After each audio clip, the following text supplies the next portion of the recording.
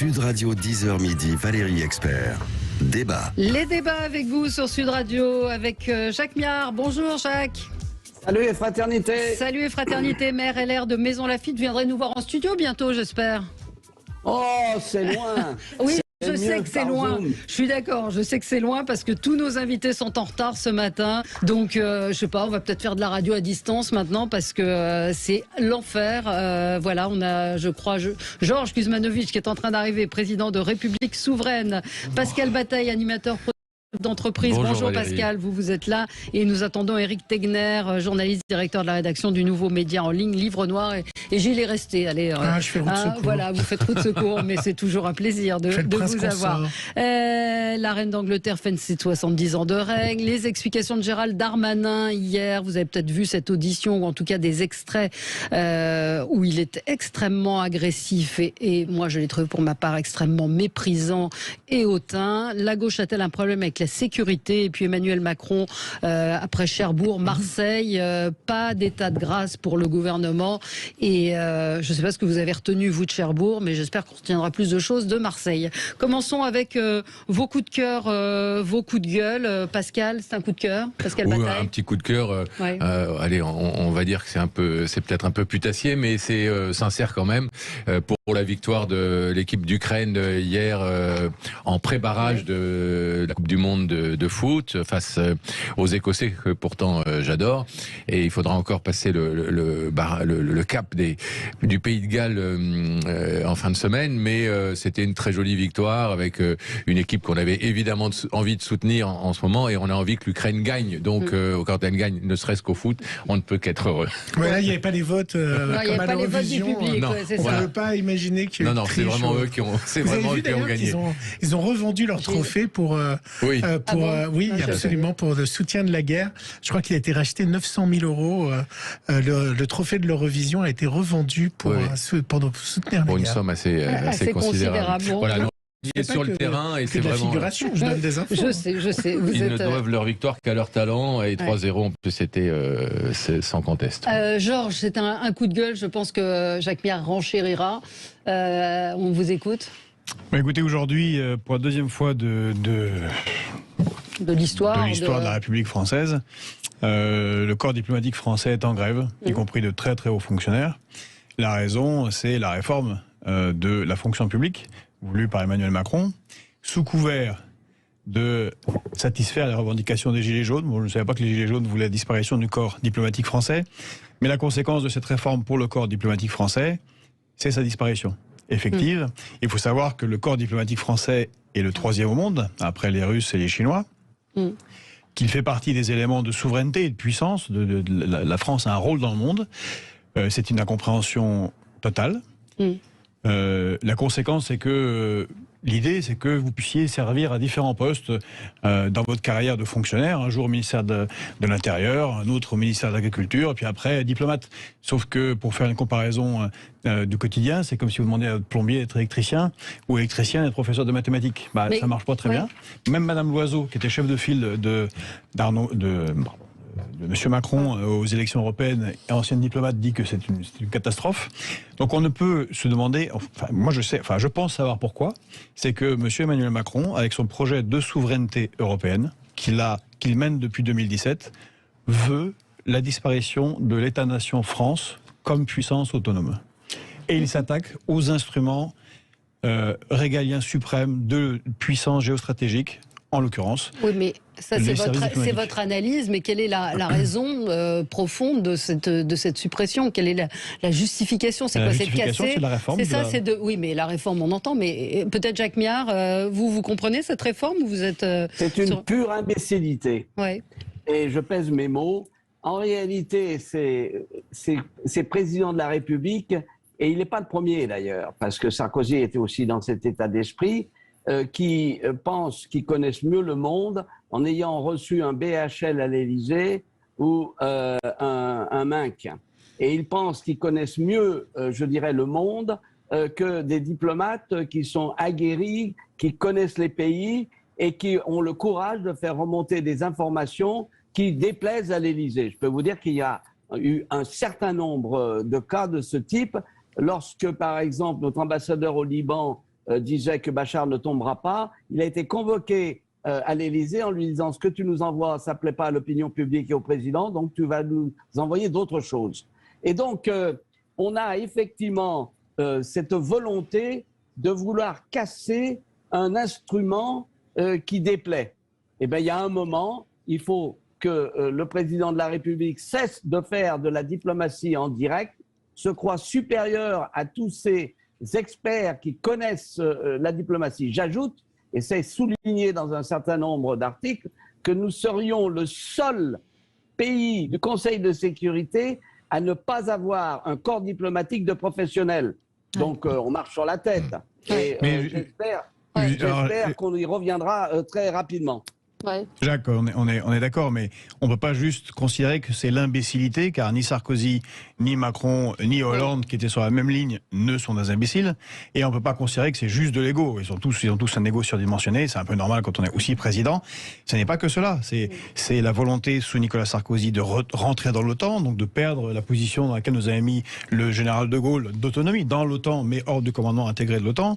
Il y a un processus sur une vingtaine d'années de sabordement volontaire.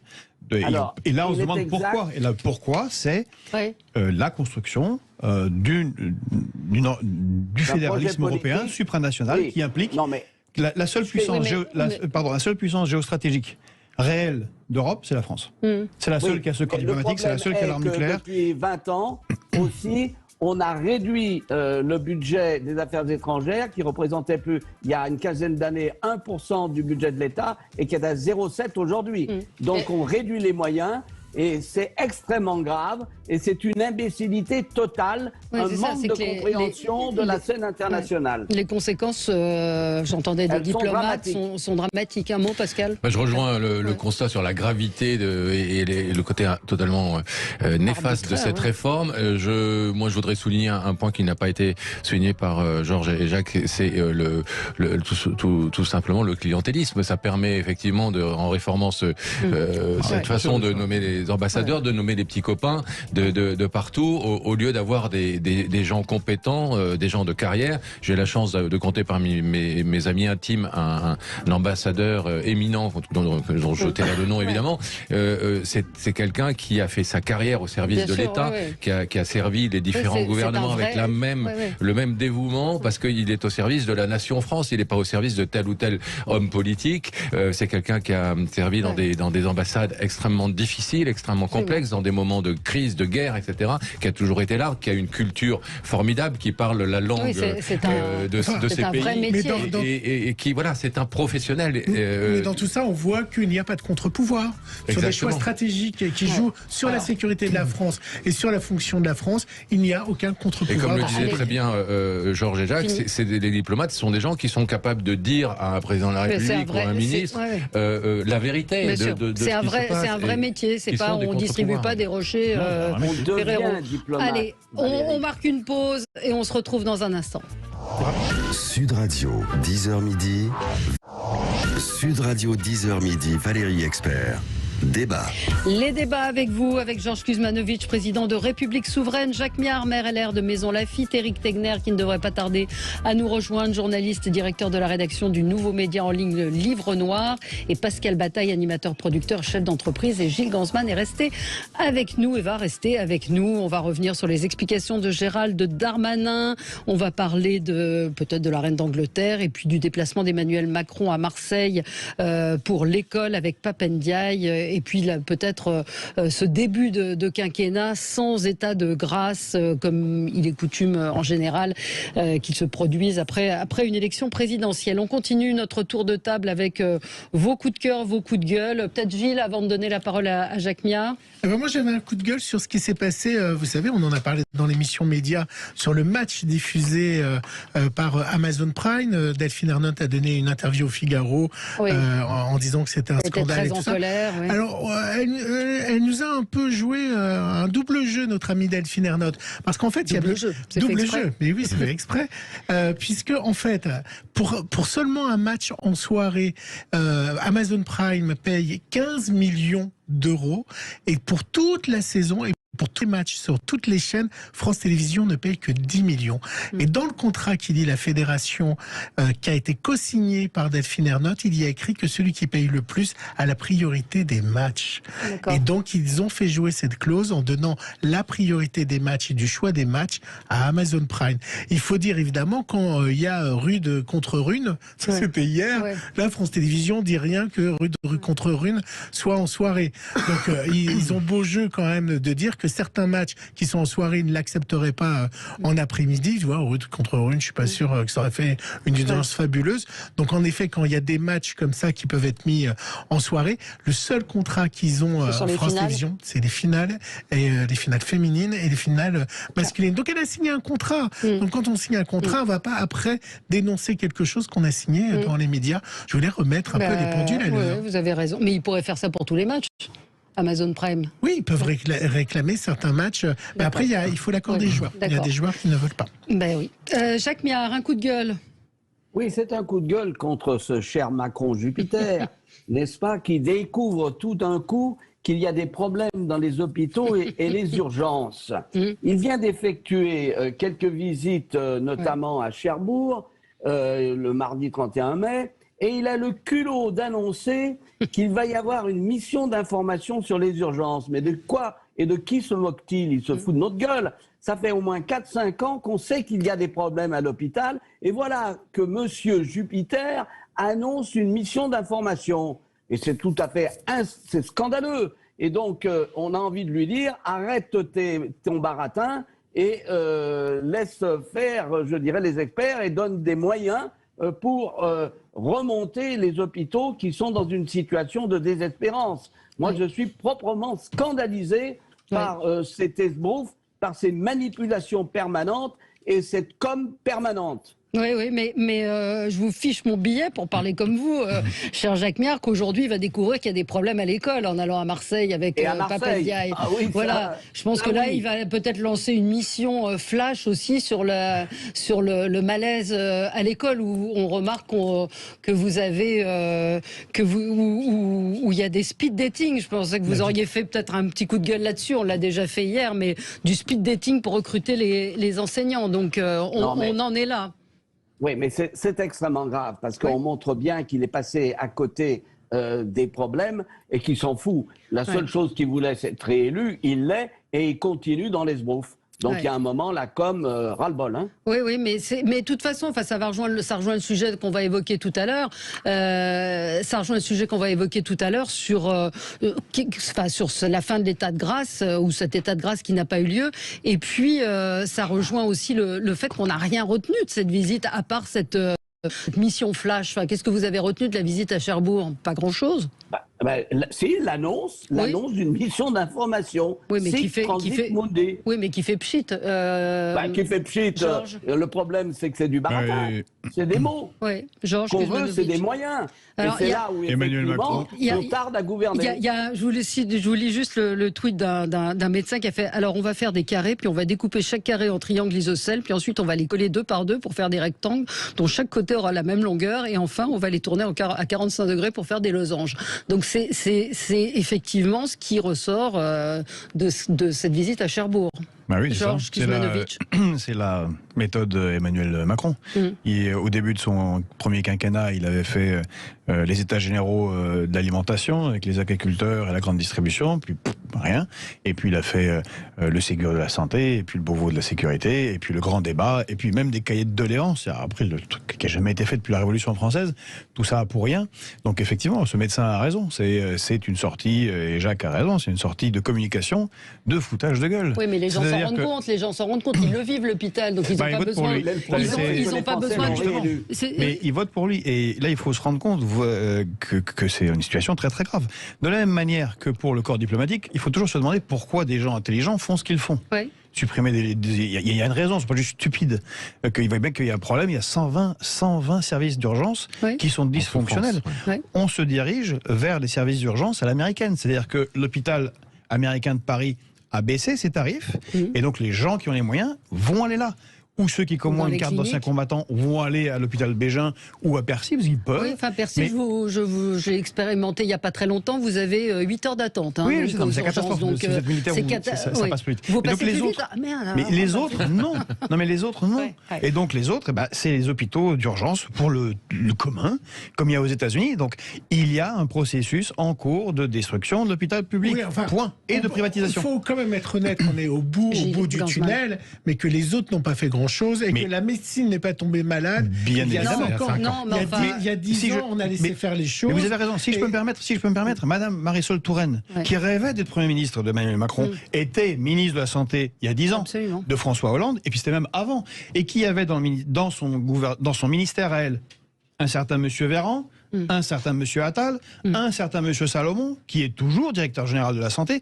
Donc ça fait longtemps. Emmanuel Macron est le parangon, puis c'est lui le président. Bien sûr. Mais il n'a pas changé. C'est la continuation de la destruction de l'hôpital public. Il y a eu 1 an de grève avant des urgences, avant la Covid. Et puis, pour ceux qui habitent Paris, on avait, vous savez, les infirmières et leurs tantes qui manifestaient presque pendant 3-5 ans. Pascal Bataille, sur ce que dit Jacques Méard, effectivement, cette mission flash qui a fait, rigoler Jaune, parce que la situation est assez grave, tous les médecins et tous les usagers de l'hôpital. Moi, j'ai 2 niveaux d'analyse. Le premier, j'ai souvent dit ici même, pendant la crise du Covid, à quel point, effectivement, on aurait pu réagir différemment et l'économie française s'en serait évidemment infiniment mieux portée si on n'avait pas cassé l'hôpital, mais pas depuis 5 ans, depuis 10 ans, depuis 15 ans, bien avant ça a commencé, même avant Sarkozy. Et Sarkozy, il y a sa part de responsabilité aussi, puis Hollande, puis Macron. On n'a rien fait. Donc là, il y a une absence de vergogne totale à aller aujourd'hui déclencher une mission flash comme ça, en se rendant compte tout d'un coup que l'hôpital a des problèmes. Néanmoins, je mettrai un petit bémol en disant qu'il y a bien un moment où il faut réagir et que je vais laisser quelques semaines au gouvernement actuel, au nouveau gouvernement, pour voir si effectivement ils prennent enfin des mesures parce qu'il y a un moment où il faut quand même se décider à soigner notre hôpital et à prendre les mesures qui sont nécessaires et dont on sait très bien que c'est pas juste un coup de baguette magique et ça va prendre un certain nombre de mois et d'années pour remettre les choses en place, si tant est qu'on y arrive et qu'on ait la volonté de le faire. Donc je le laisserai quand même, tout en soulignant comme les autres intervenants le côté un peu ridicule et honteux de la chose, mais la chance que peut-être cette fois on agisse. Sauf que les solutions sont sur du long terme aussi pour l'hôpital. Bien sûr. Je ne parlerai pas une caisse de champagne là-dessus. Mais non, mais si on reste pas un tout petit, d'un minimum optimiste. Mais après, il faut un peu voyager. Parce que le Covid en Angleterre, aux États-Unis, c'était l'hospitalisation, ça coûtait 5 000 €, 6 000 €, et c'était pas gratuit. Les vaccins dans n'importe quel pays, pas les vaccins, mais les tests autotests PCR dans n'importe quel pays, ils étaient payants. Moi, j'étais au Brésil, il y avait des gens qui oui, mais c'est vrai, mais il faut regarder l'Angleterre aussi. En Espagne aussi. Vous avez raison. En Espagne. Donc on a une médecine gratuite quand même en France. Donc à un moment. Mais il y a un moment, il faut voir les choses aussi. On paye des impôts aussi. On est aussi le pays mais on est le pays où il y a le plus de prélèvements sociaux, de prélèvements. Oui, mais il faut reconnaître que dans tous les autres pays, tout le monde paye sa médecine et tout le monde. Pas partout, pas dans les pays scandinaves. Et puis si je peux me permettre, justement, l'exemple anglais est très intéressant. C'était, il y a eu une vague néolibérale qui a commencé avec Mme Thatcher 15 ans avant la France. Le NHS, l'hôpital public britannique, a été sabordé au point où Boris Johnson, qui fleurit tous les ans quand même la tombe de Mme Thatcher, l'a renationalisé. Donc, pour revenir à l'hôpital qui était avant Thatcher. Et mon père, il a été malade très gravement dans les années 70. Il a été très très bien soigné. C'était gratuitement. On lui a donné un bouquet de fleurs en sortant. Et c'était. On avait, après la Deuxième Guerre mondiale, cette logique de welfare state qui marchait dans les grands pays. C'était une autre époque. C'était une époque où on était moins riches, où les pays étaient moins riches et pourtant pouvaient soigner mieux les populations. Là, on va vers la privatisation. Allez, on marque une toute petite pause et on se retrouve dans un instant avec vous sur Sud Radio. Sud Radio 10h midi, Valérie Expert. Débat. Avec vous sur Sud Radio jusqu'à midi. Éric Tegner nous a rejoint, arrivé après les péripéties du métro, des embouteillages. Voilà, coup de cœur. Oui, moi mon coup de cœur c'est sur, désolé de choquer les âmes sensibles, sur la victoire de Johnny Depp face à Amber Heard. Donc il a condamné pour diffamation à près de 15 millions de dollars. Vous savez, ce procès il a eu lieu ces 2 derniers mois, il a été visionné à la télévision américaine par des millions de téléspectateurs. Dans le monde entier, hein, ça a été suivi. Exactement, et donc Amber Heard a en 2 mois tout simplement enterré MeToo à elle toute seule parce qu'elle avait proféré des accusations depuis des années à l'égard de Johnny Depp en disant que c'était un homme violent. Il y a d'ailleurs eu un enregistrement qui a été diffusé pendant le procès où elle disait à son mari: à quel moment tu pourrais penser que lors d'un procès on te croirait de dire que ta femme te bat, parce que effectivement elle le battait, et donc finalement elle a perdu. Alors ce qui était intéressant aussi sur ce procès, c'est que il y a vraiment 2 camps qui s'opposent, hein. Il y a ceux de MeToo qui vont systématiquement, je ne critique pas du tout la libération de la femme, je dis que il y a ceux qui vont considérer qu'à partir du moment où il y a une femme qui va témoigner, eh bien c'est qu'elle a raison. Et d'ailleurs ces gens-là, suite au procès, suite au verdict, continuent à le contester, et ceux qui en face, bien d'une certaine façon, se ravissent que enfin Johnny Depp ait eu quand même satisfaction, parce qu'il faut savoir que à cause de cette tribune qui avait été publiée il y a 5 ans par Amber Heard, Johnny Depp avait pas mis fin à sa carrière, mais il estimait que ça lui avait par exemple fait perdre 50 millions de dollars de cachet. Disney, il y a eu plusieurs choses, mais l'ériger en exemple, alors c'est toujours un peu limite, parce que si vous avez suivi le procès, c'est quand même une personnalité, Amber Heard, extrêmement tordue, perverse. Bien sûr. Et d'ailleurs, ce qui est intéressant dans ce verdict, c'est que elle n'est pas juste condamnée pour diffamation, elle est condamnée pour diffamation avec volonté de nuire. Donc c'est pas simplement, ils font vraiment la distinction dans les procès américains. Donc c'est pas juste on accuse, on se trompe un peu, etc. On dit pas la bonne chose à la télé. Ils ont estimé que son objectif était de nuire à Johnny Depp. Donc moi, je n'érige pas du tout Johnny Depp évidemment comme un exemple. Je dis simplement qu'à chaque fois qu'il y a une accusation d'une femme dans le cadre de MeToo, eh bien les femmes s'en réjouissent à raison. Je pense que c'est important aussi de se réjouir à raison lorsque des hommes peuvent quand même finir par gagner un procès pour diffamation dans ce cadre-là. Oui, c'était une relation toxique entre 2 alcoolos et 2 toxicos quand même. Cinglé, bien sûr. Il y a un moment, il faut remettre les choses à leur place. On ne va pas tous les mettre en prison. S'il fallait arrêter tous les toxicos et alcoolos, Hollywood ferait porte non, mais c'était effectivement assez particulier. Et moi, ça m'a marqué. L'ancien Canal+. Moi, ça m'a marqué hier. Que je regardais BFM, j'ai un peu de temps. J'étais sidéré. De quoi? Du fait qu'il ait gagné? Non. Le temps passé sur cette affaire. Hier, l'arrêt, la pauvre journaliste était obligée de meubler parce qu'il fallait attendre religieusement le verdict. Vous vous rendez pas compte? Oui, je suis d'accord avec vous. Le temps accordé au rapport du GIEC sur l'évolution du climat, alors qu'il mériterait beaucoup de temps pour t'expliquer. C'est la hiérarchie de l'information. Le GIEC a fait un rapport sur le fait que la planète va brûler dans 50 ans. D'ailleurs, en Inde, il fait 31 degrés thermomètre humide, et puis le sol, parfois, ça touche 60. Jacques, un mot sur cette affaire Johnny Depp. Moi, je vais vous dire une faute, je m'en contrefous. Bon, très bien. Les hommes n'est pas toujours tort, ça c'est une évidence.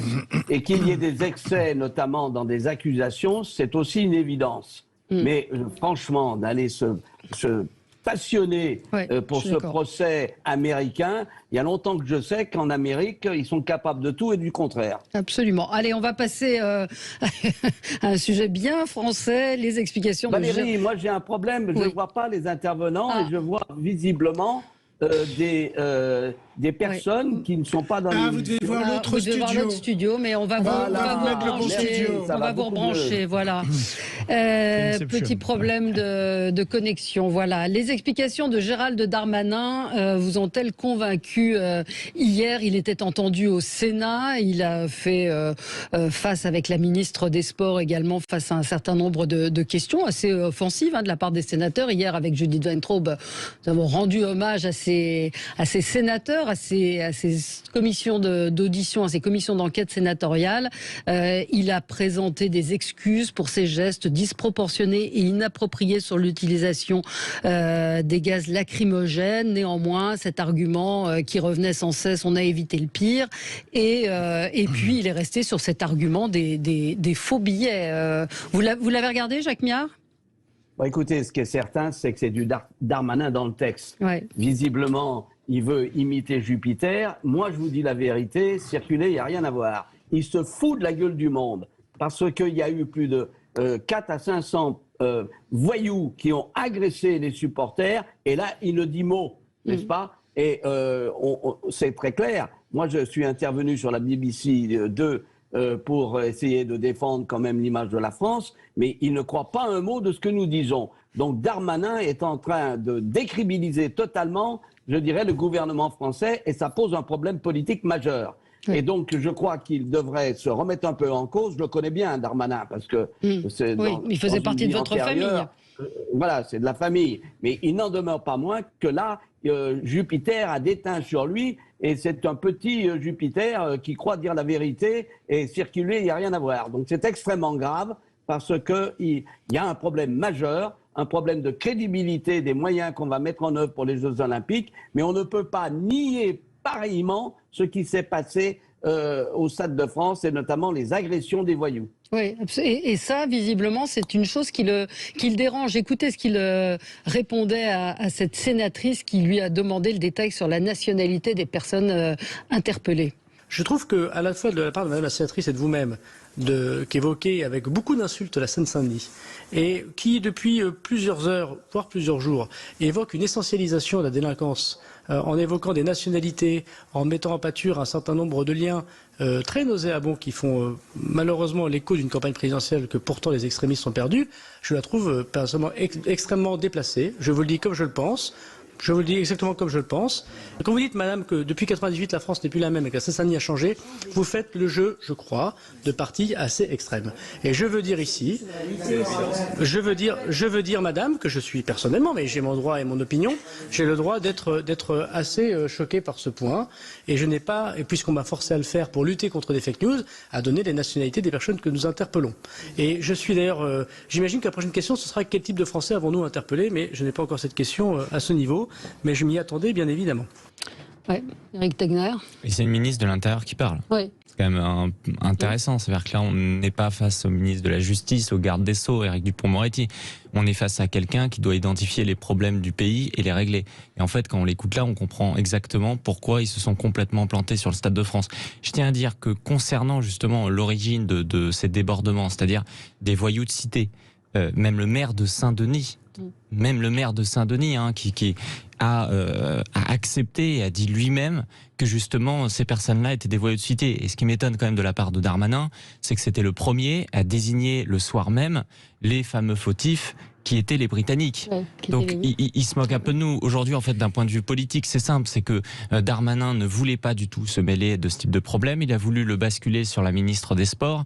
Emmanuel Macron a vu complètement le danger qui se passait là, parce que Macron fait un virage à gauche.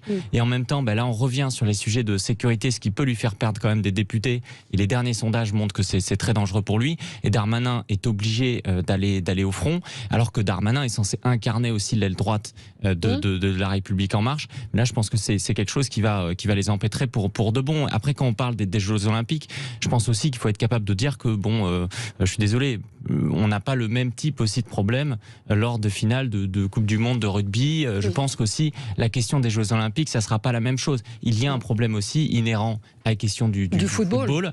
Et c'est d'ailleurs ce qu'un journaliste sportif expliquait aussi sur le fait qu'on n'avait pas anticipé que même s'il n'y avait pas d'équipe française dans finale de cette Ligue des Champions, il y avait Benzema. Il ne disait pas que c'était la faute de Benzema, mais qu'effectivement, Benzema parlait à beaucoup de ces jeunes de cité, parce que Benzema aussi incarne ce mal français, entre guillemets, de Français de binationalité qui ne sont pas complètement assimilés, qui ne sont pas forcément complètement acceptés ou qui ont pu avoir des propos. Et c'est aussi ça qui a créé une conjugaison de l'ensemble des problèmes sur cette finale. Et pas les nommer, je trouve que c'est dramatique. Ça, c'est l'argument effectivement de Pascal Praud qui avait été un peu détourné. Lui, il expliquait très clairement qu'on aurait peut-être dû inviter des jeunes des cités au Stade de France du fait de Benzema qui est une idole. Mais bon, c'est pas la réponse à ce que vient de dire. Moi, alors attendez, Jacques, je vous donne la parole. On fait un petit tour de table avant. Dans tout ça, je pense que tout le monde perd la tête dans cette histoire. Qu'un ministre de de l'Intérieur dise circuler, il n'y a rien à voir, quelque part c'est un pléonasme. Qu'un ministre de l'Intérieur en France mente, c'est quelque part un pléonasme. Je comprends mal qu'on s'en offusque ou qu'on s'en étonne tout d'un coup. C'est un peu gros quand même parfois. Non. Non, mais quand on s'en rend compte, c'est embêtant. Non, parce que je pense que il faut ramener les choses à leur juste niveau. Qu'est-ce qui s'est passé? Il y a eu effectivement des débordements. Il faut pas oublier que c'est une finale qui a été organisée dans des conditions un peu particulières, puisque Macron a voulu récupérer cette finale de l'UEFA alors qu'elle devait se tenir évidemment en Russie, et que on n'a ni l'UEFA ni la France n'ont sans doute eu le temps d'organiser ça comme il l'aurait fallu. Il y a eu des débordements, il y a eu des erreurs très certainement de la part des forces de l'ordre, il y a eu des débordements. Pourquoi le ministre de l'Intérieur ne reconnaît pas effectivement qu'il y a eu des voyous qui ont été à l'origine de méfaits? On peut vraiment se poser la question légitimement. Pourquoi ils s'offusquent du fait qu'on demande la nationalité? Ils sont français. Où est le problème? Ils sont français et heureusement qu'ils le sont. Et moi, ça me gêne pas et je pense pas que Benzema soit quelqu'un qui soit pas intégré. Et on est bien content de l'avoir dans l'équipe de France quand il marque des buts et qu'il nous fait gagner la Coupe du Monde, donc ou la Coupe d'Europe. Donc je pense que tout le monde perd un peu la tête. Il y a eu des incidents, il y a eu des débordements. Est-ce que ça vaut la peine qu'on en parle et surparle au mépris de sujets bien plus importants? S'il y avait eu une communication honnête dès le départ, on n'en serait pas là. Bien sûr, c'est une question politique aujourd'hui. On fait une fois de plus, et c'est le cas aussi pour MeToo, etc. On est aujourd'hui dans une civilisation du tribunal médiatique et on ne prend pas ni le temps de laisser les choses et les enquêtes se faire, ni le temps aux gens d'assumer leurs responsabilités. C'est un peu de polémique, on sera encore sur les Britanniques. Non, pas du tout, c'est pas vrai. C'est international, c'est là où vous jugez pas les choses correctement. C'est que les images, elles ont été vues dans le monde entier. Ça serait quelque chose franco-français, on n'aurait pas géré les choses, ça serait resté là. Mais c'est diffusé sur la BBC. Et il a accusé les Anglais. C'est diffusé partout. 400 millions de téléspectateurs. C'est dans le monde. Donc c'est pour ça que ça a un retentissement aussi fort. Oui, c'est ça aussi qui a compté. Jacques, ne vous impatientez pas, il y a Georges qui veut réagir avant, vous avez eu la parole en premier. Je vous la donne tout de suite après. Georges Kuzmanovic. Oui, quand même, Monsieur Darmanin a un culot dans la mauvaise foi qui mérite la Palme d'Or. C'est champion du monde. Bien sûr. Oui, parce que la raison, parce qu'on se pose la question pourquoi il dit pas. Alors évidemment, ça a été mal organisé. Il y avait que 3 mois. Bon, c'est pas comme si on n'avait pas fait des compétitions toutes les 2 semaines et des grands. Enfin, normalement, c'est rodé tout ça. Quand on n'arrive pas à organiser la sécurité du Stade de France en 3 mois et qu'on a envie de faire égal à la Russie, bon, ça inquiète un peu sur les capacités réelles du pays à faire face à un véritable danger. Bon, ça c'était pour la blague. Mais pourquoi il veut pas parler des exactions de ces. Mais la raison, elle est simple, c'est que il y a une inflation forte. Le coût de la vie est est fortement augmenté. Il y a un fort chômage en Seine-Saint-Denis. Il y a eu la Covid. Et ils veulent éviter. Les élections sont dans 10 jours.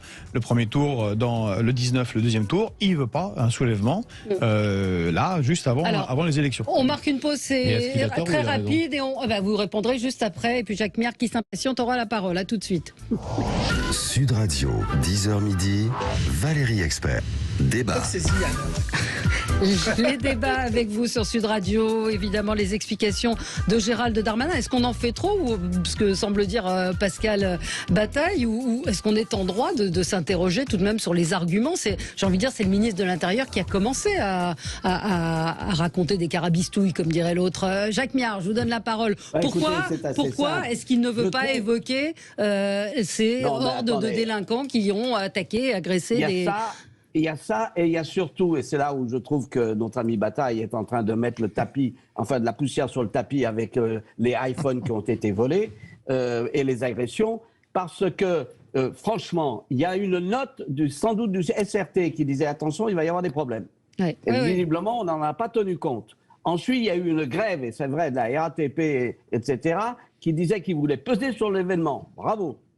Et enfin, on a un ministre de l'Intérieur qui dit c'est la faute des Anglish. Moi, je veux bien, mais franchement, il se fout de la gueule du monde. Il eût été beaucoup plus facile de dire il y a eu des problèmes, je vais faire une enquête complète et nous en reparlons dès que nous avons tous les éléments. Il a nié, ça lui est revenu en boomerang, Et à mon avis, c'est sa crédibilité qui est aujourd'hui en cause.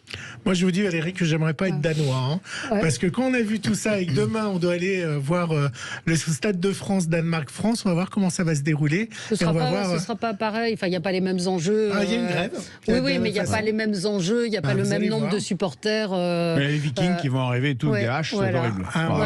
Mais pourquoi, alors, Pascal Bataille, vous posez la question, pourquoi Gérald Darmanin... Non, mais attention, pardonnez-moi, Georges, je voulais juste dire, je ne suis pas en train de défendre Gérald Darmanin. Je trouve effectivement que depuis le début, il gère très très mal cette affaire et que plus ça va, plus il s'en fait. Mais effectivement, je pense que on en fait beaucoup pour quelque chose qui est finalement pas si grave. Ce qu'il faudrait, c'est tirer les leçons de ce qui s'est passé pour éviter que ça se reproduise. Mais on est au-delà de ce qui s'est passé. Là, on est dans l'après, on est dans la communication, on est dans le politique, dans le mensonge ou dans le manque de transparence. Appelez ça comme vous voulez. Ne soyons pas sur la gravité des faits, il faut quand même rappeler plusieurs choses, pas juste des débordements. Il y a des témoignages dans The Sun et dans les journaux britanniques qui disent clairement qu'ils se sont fait voler leur sac par des pickpockets, donc c'était quelque chose d'organisé. Je connais des gens à qui c'est arrivé, des gens qui étaient au stade à qui c'est arrivé. Exactement, il y a ce matin le Figaro qui parle aussi de personnes qui ont subi des attouchements sexuels, qu'à un moment donné, c'est pas juste les débordements PSG-l'OM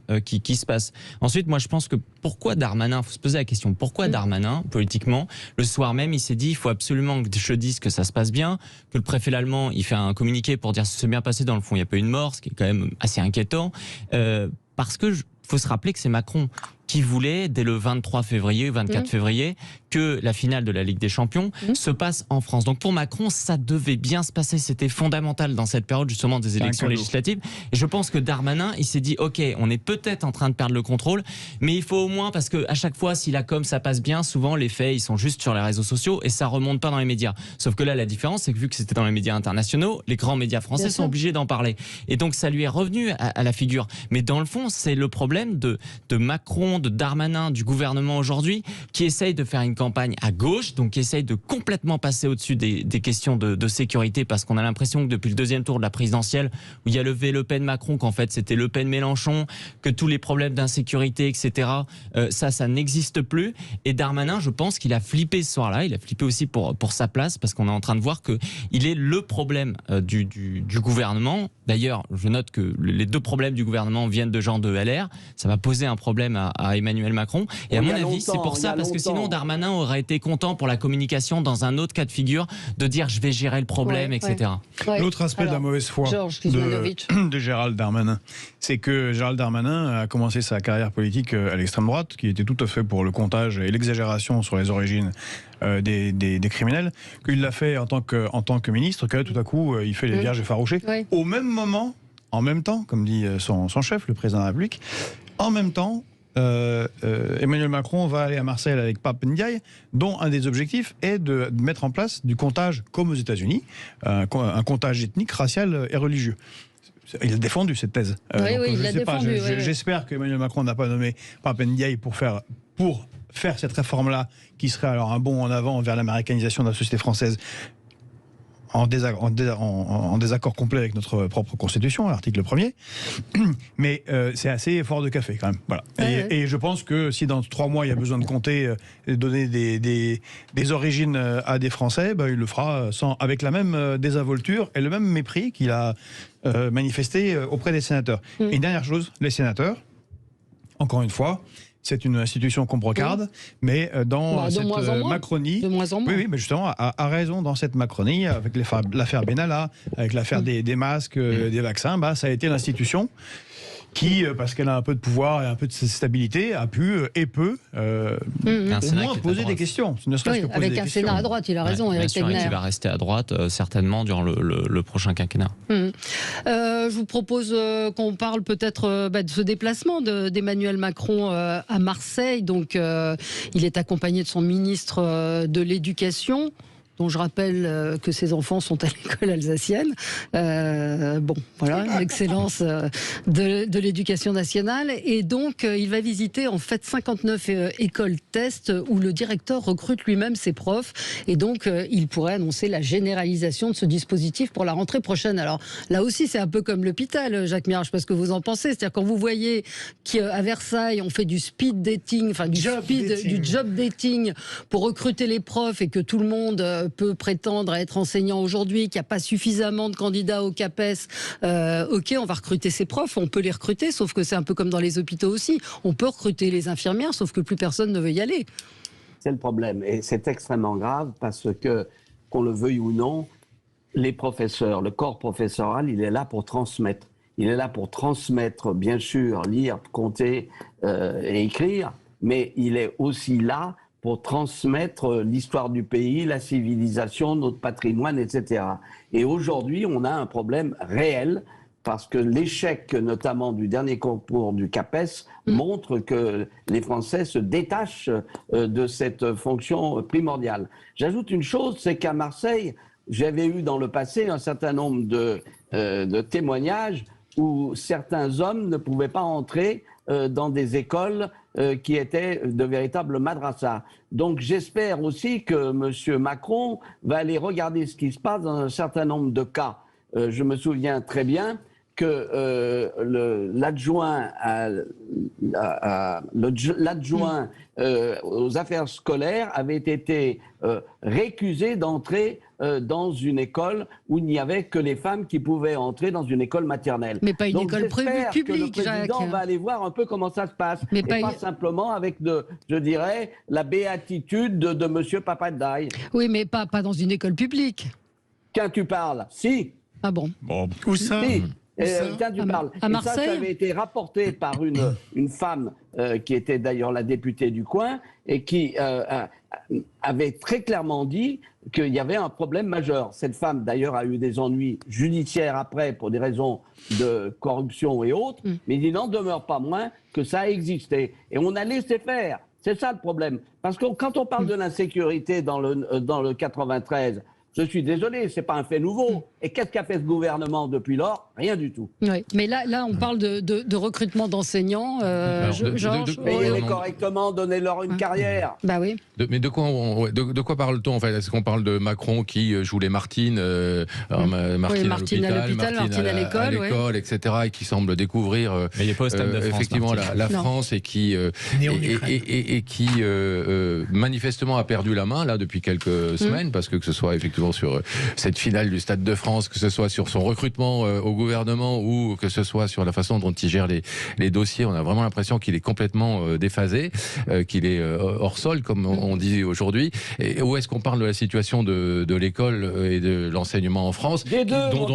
Oui, mais alors, monsieur Jacques Pierre, excusez-moi, mais Emmanuel Macron n'est pas responsable de la situation de l'école en France. Il y a eu des présidents de la République avant lui, qui s'appelaient Nicolas Sarkozy, François Hollande, etc., qui ont contribué, comme on a cassé l'hôpital, aussi à casser l'école, à ne pas recruter des profs, à ne pas valoriser ce statut d'enseignant qui est pourtant un des plus beaux métiers au monde, à ne pas les payer comme on aurait dû les payer. Et c'est pas la faute d'Emmanuel Macron. Je suis vraiment dans cette situation paradoxale, moi qui suis tout sauf macroniste, de défendre Macron. Il faut prenez-vous-en à Sarkozy. Il a fait 5 ans quand même. Il a fait 5 ans.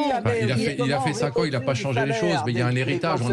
L'histoire de l'enseignement en France ne commence pas, n'a pas commencé en 2017. Non. Oui, mais M. Macron, il a empiré les choses. Je regrette que vous citiez Sarkozy, parce que pour une fois, je vais le défendre, parce que justement, il avait lancé un plan d'augmentation des salaires. Sarkozy. Donc vous avez un problème d'amnésie, cher ami.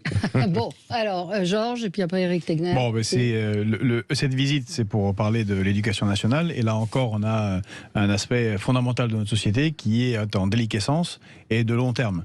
Et ça remonte même avant Sarkozy, ça remonte à M. Jospin qui a eu l'idée géniale pour un socialiste de casser l'école normale, c'est-à-dire celle qui permet à des jeunes issus des milieux populaires d'être rémunérés et de devenir d'excellents enseignants. Que nous ont repris à Singapour, qui est maintenant un système éducatif bien meilleur que le nôtre.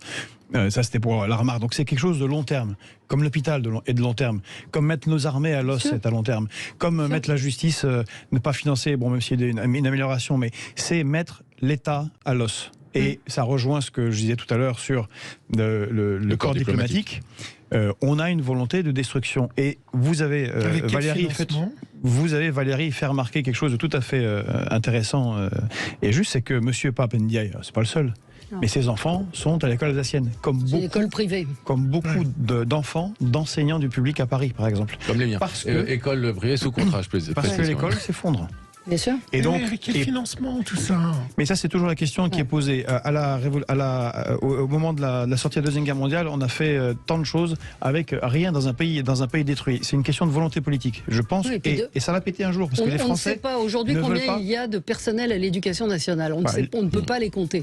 Voilà, les Français ne veulent plus de personnel politique, je pense, qui justifie l'injustifiable, c'est-à-dire que l'effondrement de l'école et de l'hôpital, avec le même argument. Ça sert à quoi d'être payé 7 000 € par mois jusqu'à 15 000 pour le président pour dire on peut pas parce qu'il n'y a pas d'argent, alors qu'on a des prélèvements colossaux, que le pays s'est enrichi et que l'argent va quelque part. Je rappelle encore une fois, parce qu'il faut bien savoir ce chiffre, en 1996, les 500 premières fortunes détenaient 7% du PIB, maintenant c'est 43%. Donc l'argent va bien quelque part, et c'est le président des riches, et de toute façon c'est une logique qui n'est pas, c'est pas lui qui l'incarne maintenant, mais c'est pas que de sa faute, c'est une logique de privatisation généralisée de nos services publics. Allez, petite pause de pub et on revient. Éric Tegner et Gilles, vous aurez la parole sur ce sujet. À tout de suite. Sud Radio 10h midi, Valérie Expert. Débat. Nous parlons de la visite d'Emmanuel Macron à Marseille avec Pape Ndiaye, le ministre de l'Éducation, après Cherbourg, donc direction Marseille pour parler de l'école du futur. Ces 59 écoles de Marseille qui peuvent choisir, les chefs d'établissement peuvent recruter leurs enseignants. Alors il y a une porte-parole du SNUIP FSU, donc syndicat d'enseignants, qui dit le test en fait n'a pas réellement démarré dans les 59 écoles. 38 fiches de poste ont bien été publiées pour 150 postulants, mais il est encore trop tôt pour évaluer les effets sur la réussite des élèves. Donc voilà, je ne sais pas ce qu'il va pouvoir dire Éric Tegner sur ce... Moi, je vais vraiment vous dire ce que je pense. Et en plus, sur le plateau, étant le plus jeune, je pense que j'étais celui qui était le plus récemment à l'école ou à la faculté. Nous, on n'y a pas été du tout. Ce que les politiques ne peuvent jamais dire, et moi c'est vrai, c'est vraiment mon point de vue, c'est qu'il y a un problème des profs. Ça veut dire que beaucoup de profs, je suis désolé de le dire, sont nuls. C'est-à-dire que, d'ailleurs, c'est intéressant là, on voit le recrutement à Versailles. Ça veut dire qu'on se dit d'où ils vont recruter des bac+3. Mais ces gens-là vont devenir des professeurs. Et dans 5 ans, quand sur ce même plateau, on dira « Ah oui, mais en même temps, ils ont pris des bac+3, etc. » Ah non, n'attaquez pas les professeurs. On part du principe que tous les professeurs sont bons, tous les professeurs sont bien, et que le seul problème, c'est qu'il faudrait plus les payer. Moi, je pense qu'il faudrait plutôt proposer une meilleure rémunération pour justement attirer les meilleurs. Mais de base, les deux problèmes, c'est qu'il y a beaucoup de profs qui sont nuls, et beaucoup de profs qui, pardonnez-moi, sont des gauchistes. Et le problème d'ailleurs de Blanquer, pourquoi Blanquer il a été remplacé? Parce que Blanquer il est venu avec des réformes, il n'a rien pu faire. Parce que la seule chose qu'il faudrait faire en fait, une fois qu'il y a un ministre de l'Éducation nationale, c'est leur redire on va les changer à un moment donné. Non, c'est-à-dire que, oui, typiquement, je pense que moi j'étais dans une école plutôt hors contrat, où en fait on était sanctionné. Déjà, beaucoup de profs que j'appelle gauchistes, pardonnez-moi le mot, n'osent pas sanctionner l'élève, n'osent pas dire aux parents, écoutez, votre enfant, il y a un souci là-dessus, il y a la question que c'est des notes, souvent, il ne faut pas mettre un 0, il ne faut pas mettre moins de 10, etc. Et au final, ils se retrouvent à la fac, ils pensent avoir un bon niveau, alors qu'en fait, ils sont nuls. Et il y a aussi le fait qu'à un moment donné, l'apprentissage de l'histoire, la culture générale, on sait que c'est important, elle a été complètement déconstruite. Moi, quand je regarde aujourd'hui les manuels scolaires aussi, c'est absolument dingue. Les gens, on les perd. On fait des cours parfois sur les idées de genre, etc. Est-ce que ça a sa place à l'école quand effectivement, déjà, le niveau des mathématiques des élèves français est nul. Donc je pense que ça aussi, on évite d'en parler absolument. On parle toujours d'organisation, de manque de moyens. Comme M. Kuzmanovic en parlait tout à l'heure pendant la pause, il y a des pays qui ont des meilleurs niveaux que nous, alors qu'ils ont moins de moyens. Oui. Laurence, une auditrice, nous dit j'ai 4 enfants qui ont 17 ans d'écart et je vois que oui, depuis des différences de niveau de l'école entre le public et le privé, je vois vraiment une différence de niveau entre mes deux enfants. Donc est-ce que c'est pire qu'avant? Mais il faut rejoindre, moi je suis d'accord avec ce que disait Pascal. En 97, quand Claude Allègre a dit dégraisser le mammouth, ils n'ont pas pu. Toutes les manifestations qu'on a connues contre l'école, contre chaque réforme, les profs, ils étaient tous dans la rue. Il y a un moment, on n'a jamais réussi à changer notre école quand même. 97, Claude Allègre. Mais si, justement, on a réussi. Non, mais en moins bien. Oui, en moins bien. Je vous répète, au bout d'un moment, tous les gens ne sont pas stupides. C'est comme au bout d'un moment, quand vous avez une guerre en Afghanistan qui dure 20 ans, on ne peut pas considérer que peut-être qu'il y avait d'autres objectifs de guerre que juste celle qui était avancée. On ne peut pas avoir 20 ans de 4 administrations différentes, le CIA et le Pentagone, tout stupides. Ça ne marche pas comme ça. Si quelque chose se prolonge sur le long terme, c'est qu'il y a une volonté. Ouais. Alors sur la différence par rapport à ce que vous disiez, parce que vous avez introduit un biais gauchiste, oui, enfin à une époque... On avait un corps enseignant extrêmement fort, avec énormément de gens du parti, la gauche et gauchiste, du parti communiste. Bah oui, qui sont très bien éduqués d'ailleurs, souvent. Oui, on voit même avec Mélenchon. Effectivement. Où on a des pays comme Cuba, où ils sont une dictature communiste, où l'éducation est extraordinaire. Donc c'est un tout petit peu plus compliqué. Et c'est un processus long. À un moment donné, c'est le pédagogisme qui a foutu tout en l'air. C'est supprimer les écoles normales. C'est Mitterrand qui... on n'indexe plus les salaires sur les prix, mais sur l'inflation, qui sont décorrélés en fait. Résultat, il s'est deux fois moins bien payé. C'est aussi pour ça que les bons n'y vont pas. Donc, voilà. Mais je voulais qu'on parle aussi. J'ai arrêté. C'est absurde. Je ne peux pas vivre à. Parce qu'il y a aussi un problème d'autorité. Ça veut dire que quand vous arrivez, vous êtes prof, vous avez envie d'enseigner aux enfants et que les enfants ils vous insultent. Et il y a beaucoup d'endroits où c'est comme ça. Ça va aussi. De toute façon, les professeurs avec après, les parents qui soutiennent maintenant les enfants, soutenus par l'académie, etc. Donc ça pose un véritable problème. Jacques Mirard. Oui, je voudrais rapidement qu'il y ait eu des excès, notamment sur les histoires de discipline. On a commencé à ne pas réagir pour pas créer de problème, et ça c'est une faute. Parce qu'effectivement, il faut qu'il y ait des sanctions et que ça soit net. Et quand on vire un gosse d'un lycée, c'est pour le mettre dans un autre lycée où il continue à semer la zizanie. Donc là, il y a un problème. Au passage, Sarkozy avait mis en place justement un certain nombre d'internats d'excellence pour pouvoir sortir un certain nombre de gamins du milieu dans lequel ils étaient. Donc, faut pas dire. Alors, il y a une chose que vous avez complètement zappé là tous, c'est qu'en réalité, ce qui s'est passé, il ne faut jamais l'oublier, c'est les critères de Maastricht. Et c'était la nécessité de couper dans les dépenses de fonctionnement pour atteindre les fameux 3%. C'est ça, c'est-à-dire qu'on a cassé les services publics, que ce soit à l'hôpital ou que ce soit ailleurs, ou dans les armées qui sont devenues d'ailleurs la variable d'ajustement budgétaire. Et donc ça, c'est le problème majeur. Et on en sort petit à petit, mais je ne suis pas certain que ça va durer encore très longtemps. Et là où la raison aussi, c'est que du coup, ça a cassé aussi les petites écoles, justement, quand on a 6 ou 7 ans, CP, lorsqu'on apprend à lire, etc. Parce que parce qu'on parle souvent de la banlieue sur les écoles, je trouve que c'est quand même le problème, on oublie la ruralité. Il y a énormément de petits villages qui ont perdu leur école, qui ont perdu du coup la proximité, le fait qu'aussi l'enfant, et beaucoup de réformes sont faites au nom de l'égalité. Et moi, c'est une injustice totale. Mes enfants ne sont pas dans de mauvaises écoles. Il se fait que quand il y a 2 parents normaliens, il n'y a aucune chance. C'est-à-dire que si l'école est sabordée, les enfants qui suivent ont bien plus de chances que leurs petits camarades.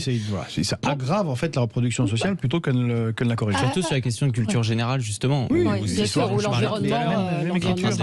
L'écriture aussi. À lire dans l'opinion aujourd'hui, c'est une enquête exclusive, l'éducation nationale confrontée à une épidémie de tenue islamique. C'est une enquête qui rapporte de nombreux incidents où de nombreux jeunes arrivent au lycée avec des abayas ou des camis, c'est-à-dire des tenues longues, amples, assorties d'une capuche, des hommes habillés avec des tuniques jusqu'aux pieds, qui représentent le wahhabisme rigoriste, et donc compliqué là aussi pour les établissements de réagir et de savoir comment compliqué quand on n'a pas le courage d'appliquer un certain nombre de règlements. C'est compliqué, c'est ça le problème. C'est la lâcheté du système. Ça rappelle un reportage de France 2 qui avait été diffusé en 2016, qui avait fait beaucoup parler à l'époque, où il y avait une classe justement dans des quartiers où le professeur vient et pose la question qui est français. Donc tous les petits jeunes, ils lèvent la main, et après il pose la question qui se sent français, et personne n'a levé la main.